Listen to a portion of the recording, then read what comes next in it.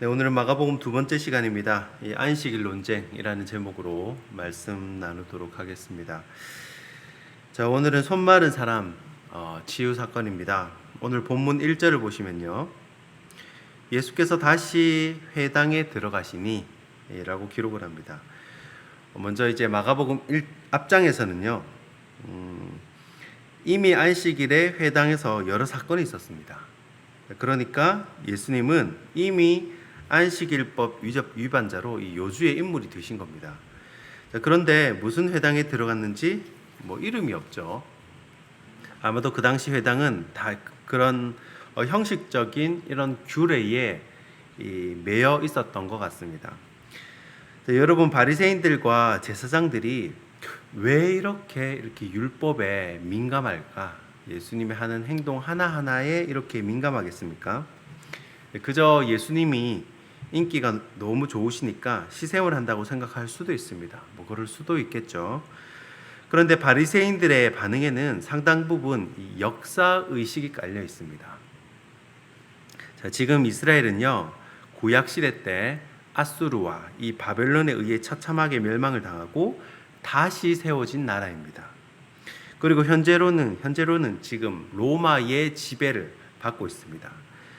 그래서 그들이 생각하기에 옛날 조상들이 실패한 이유는 율법에 대해서, 이 말씀에 대해서 불순종했기 때문에 우리가 요고생을 한다라고 생각을 하는 거예요. 하나님께서 말씀을 주셨는데 이 가나안 땅에 들어갈 때 가데스 바네아도 실패를 하죠. 그 다음에 또 아수르가 이제 북이스라엘 침공해서 북이스라엘도 실패를 하죠. 또 바벨론에 의해서 남유다도 실패를 하죠. 이 모든 것이 기록에 남아 있잖아요. 이 사람들은 다 구약 성경이 그들의 역사책이니까 불순종했기 때문에 이렇게 우리가 망했다라고 생각을 하는 거예요. 그런 역사의식이 기본적으로 깔려 있습니다. 그래서 미가서 5장 15절에 보면요, 내가 또 진노와 분노로 순종하지 아니한 나라에 갚으리라 라고 말씀을 합니다. 이 바리새인들과 제사장들이 이 율법을 아니까, 늘 토라를 읽고 회당에 나와서 늘 성경을 읽고 하니까 구약 선지자들이 뭐라고 말하는지, 또 왜 조상적 이스라엘이 망했는지 이 사람들은 아는 거예요. 구약의 여러 선지자들이 이야기를 합니다. 거봐라, 율법을 안 지키니까 너희들이 불순종해서 이렇게 처참하게 나라가 망하는 거다. 그런 역사의식이 있기 때문에 자기들이 율법을 안 지키면 또 하나님이 망하게 하실 것 같은 생존의 위협을 받는 거예요. 한번 죄를 지어놓고 벌을 받으니까 두 번은 안 짓는 겁니다. 이들에게는 율법을 지키는 것이 바로 생존의 문제입니다. 생명처럼 여겨요.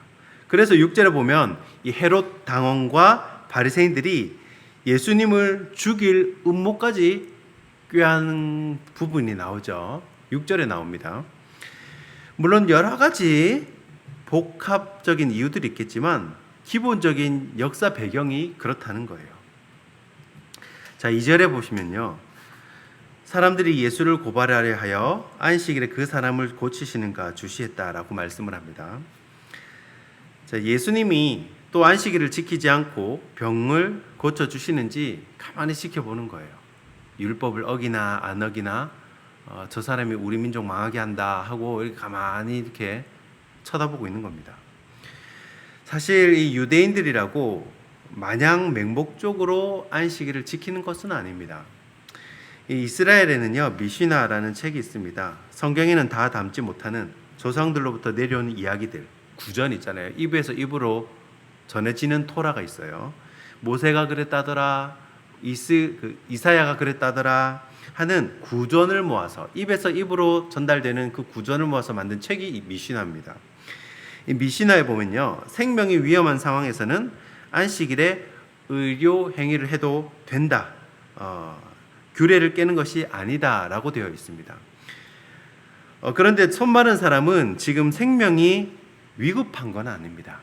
늘 이렇게 손 말라서 이렇게 생명이 당장 위급한 건 아니에요. 그렇기 때문에 치료를 받아도 다음 날에 치료를 받아야 합니다.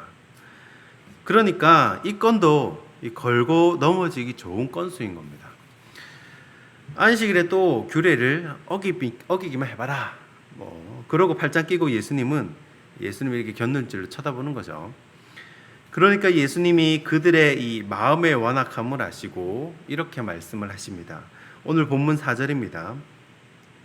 그들에게 이르시되 안식일에 선을 행하는 것과 악을 행하는 것, 생명을 구하는 것과 죽이는 것, 어느 것이 옳으냐 하시니 그들이 잠잠하거늘.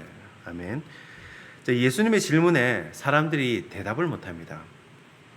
하지만 그들 속으로는 말하겠죠. 그건 그렇고 당장 죽어가는 사람도 아닌데 굳이 안식일에 고칠 이유가 뭐냐? 그렇게 생각할 수 있을 겁니다. 왜냐하면 이 손 마른 사람은 응급 환자가 아니기 때문에 그렇습니다. 하지만 예수님의 논점은 안식일 제도의 원래 목적을 생각하면 사람에게 유익한 일을 하는 것은 괜찮다라는 것입니다.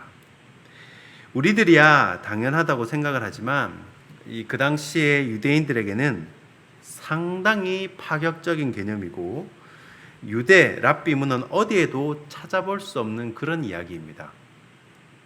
그러니까 예수님은 수많은 율법의 규정으로부터 자유롭게 하기 위해서 하나님 나라를 이 땅 가운데 임하게 하셨는데 사람들은 그것을 전혀 몰랐다는 것입니다. 여러분, 이 문제를 현대 교회에 한번 적용을 해보겠습니다. 제가 어릴 적만 해도요, 주일에 돈 쓰면 안 되고, 그죠? 주일에 또 놀러 다니면 안 됐습니다. 지금 그 코스트코 자리에 그 앞에 맞은편에 고려제강 소유의 땅이 꽤 넓은 게 있었어요. 농구장도 있고 그랬는데 예배 끝나면 중고등부 형 동생들이 그쪽으로 농구하러 우르르 몰려갔습니다. 20명, 30명 이렇게 몰려갔습니다. 그런데 그것도 굉장히 어른들의 눈치를 보고 왔습니다. 주일에 농구하러 간다고 굉장히 이렇게 눈치를 주고 이렇게 한 소리 하는 어른들이 꽤 있었거든요. 사실 다 비슷한 맥락이라서 바로 설명을 해도 될 것 같습니다. 이 골로새서에 보면요, 이 안식일 문제에 대해서 골로새 교회 안에 분쟁이 있었습니다. 그래서 사도 바울이 골로새 교회에게 편지를 보냅니다. 이 부분에 대한 사도 바울의 답변이 골로새서 2장 16절 17절에 나와 있습니다. 자, 골로새서 2장 16절 17절 제가 봉독해 드립니다. 자, 그러므로 먹고 마시는 것과 절기나 초하루나 안식일을 이유로 누구든지 너희를 비판하지 못하게 하라. 이것들은 장래일의 그림자이나 몸은 그리스도의 것이니라. 아멘. 자, 사도 바울이 뭐라고 하냐면 주일에 먹고 마시는 문제, 또 절기 지키는 문제, 또 안식일 지키는 문제, 다 이 규례에 관한 거란, 규례, 율법에 관한 거란 겁니다. 이런 것은 그림자, 형식이라는 거예요. 그럼 실체는 뭐냐? 실체, 몸은 누구냐? 바로 예수 그리스도다라는 것이죠. 한마디로 주일 성수의 문제와 구원의 문제는 아무 상관이 없다는 겁니다. 주일에 농구하러 갔다고 이게 지옥 가고 이런 게 아니라는 거예요. 자, 왜냐하면 예수님이 이제 오셨는데 예수님께서 죽으시고 부활하심을 통해서 영원한 안식을 우리에게 이미 주셨기 때문에 안식일의 외형적인 의식은 무의미하다는 거예요. 그래서 제사를 안 드리죠. 번제를 안 합니다. 또 이런 질문이 있습니다. 제가 고등학교 때 그때 이제 도시락을 싸고 다녔는데 제사 드린 집에 반찬을 먹지 말라는 겁니다. 집에 제사 드린 애들, 근데 그거 어떻게 할 겁니까, 그죠? 근데 좀 느낌이 있습니다. 튀김이 붙여져 있다든지 하여튼 조금 이렇게 느낌이 있긴 있어요. 왜 먹지 말라고 하냐면 귀신한테 바치는 음식이라는 거예요. 자, 그런데 고린도 교회에도 이런 비슷한 문제가 생겼습니다. 우상의 제물에 관한 문제였는데, 자, 이방인들은 보통 이방신에게 제사한 후에 고기를 먹습니다. 엄청난 양이라고 하죠. 이 고린도 시내 전체에 엄청난 양을 도사를 하고 제사를 드리고 그걸 이제 그때는 이제 고기가 완전 싸게 나오는 거예요. 너무 이 제사를 많이 하니까 고기가 너무 넘쳐나서 그때는 엄청나게 고기가 싸게 나온대요. 그러니까 평소에 고기 못 먹던 사람들은 그때 고기를 먹을 수가 있는 거죠. 근데 문제는 그 고기가 제사 지렸던 고기라는 거예요. 자, 이방인들은 보통 다 그 우상에게 제사한 후에 고기를 먹습니다. 그래서 크리스찬들은 이 시장에서 파는 고기를 싸지만 기피를 했습니다. 그러니까 고린도 교회 내에서 먹어도 된다, 먹으면 안 된다라는 이런 분쟁이 일어난 겁니다. 그러니까 사도 바울이 뭐라고 합니까? 고린도전서 10장 23절과 26절입니다. 제가 봉독해 드립니다. 10장 23절부터 26절이에요. 자, 모든 것이 가나 모든 것이 유익한 것은 아니요 모든 것이 가나 모든 것이 덕을 세우는 것이 아니니 누구든지 자기의 유익을 구하지 말고 남의 유익을 구하라. 무릇 시장에서 파는 것은 양심을 위하여 묻지 말고 먹으라. 이는 땅과 거기 충만한 것이 주의 것임이라. 아멘. 원래 고기가 누구 거라는 거예요? 하나님 거라는 겁니다. 그러니까 사도 바울은 고기를 먹고 안 먹고가 중요한 게 아닌 거예요. 사도 바울 입장에서는요. 그러나 누가 시험들만 하면 남의 유익을 위해서 먹지 말라는 겁니다. 저 사람이 괜히 실족하면 저 사람을 위해서, 저 사람의 신앙을 위해서 실족하지 않게 하기 위해서 배려하는 거죠. 정말 배려입니다. 배려. 그러니까 사도 바울의 답변을 보면 이 진리, 구원 문제에 있어서 절대 뭐뭐 하지 마라, 절대 뭐뭐 하지 마라라고 가르쳤지만 그 외의 윤리 문제에 대해서는 절대라는 말을 쓰지 않습니다. 단지 그 상황에 맞는 지혜로운 방법을 이렇게 선택을 하라는 것입니다. 자, 사도 바울이 로마서 6장 14절에 이렇게 이야기를 합니다. 죄가 너희를 주장하지 못하리니 이는 너희가 법 아래 있지 아니하고 은혜 아래에 있음이라. 아멘. 자, 여기서 법은 규례거든요. 의식, 규례, 법 이것에 얽매이지 말고 은혜 아래서 자유하라는 것입니다. 진리가 너희를 자유케 한다는 겁니다. 진리가 예수님이시잖아요. 여러분, 아무도 우리를 정죄하지 않습니다. 아무도 여러분을 정죄하지 않습니다. 여러분 자유하십시오. 요한복음 8장 32절입니다. 진리를 알지니 진리가 너희를 자유롭게 하리라. 아멘. 말씀을 정리하겠습니다. 예수님께서 헤롯 당과 바리새인들이 많은 그런 회당에 들어오셨을 때 참 상당히 답답함을 느끼셨을 겁니다. 그러나 예수님은요, 그 묵은 권력을 와해시켜 버린다든지 그 당시 사회법을 따르지 않는다든지 그렇게 하시는 것이 아니었습니다.